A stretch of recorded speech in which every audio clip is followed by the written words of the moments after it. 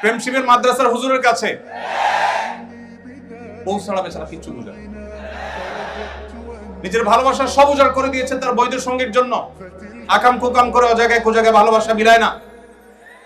এদেশে যত আত্মহত্যা করেছে তরুণেরা অপরিণত বয়সে প্রেম নামক এই অবৈধ রিলেশন করতে গিয়ে, যত বাবা মায়ের বুক খালি হয়েছে, যত বাবা মায়ের সাথে সন্তানের সম্পর্ক নষ্ট হয়েছে, যত সন্তান ঘরছাড়া হয়েছে, যত তরুণের পড়াশোনা ধ্বংস হয়েছে, যত তরুণের ক্যারিয়ার নষ্ট হয়েছে, যত মানুষের চাকরি জীবন ধ্বংস হয়েছে, যত সংসার ভেঙেছে, যত বাচ্চারা মা বাবার স্নেহহারা হয়েছে, এই সবগুলোর জন্য তথাকথিত বিবাহ বহির্ভূত অবৈধ ভালোবাসার প্রমোটাররা আসামি।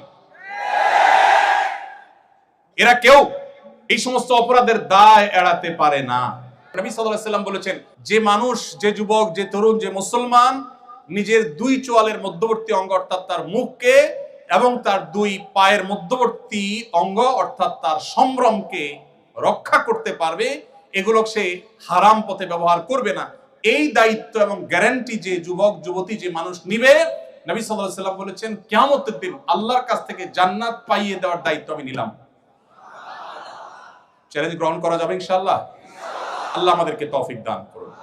পশ্চিমাদের ভালো জিনিসগুলো নেবেন, এই সমস্ত ফালতু জিনিস নেবেন না। আল্লাহ আপনাদের আমাদের সবাইকে হেফাজত রাখার তৌফিক দান করুন।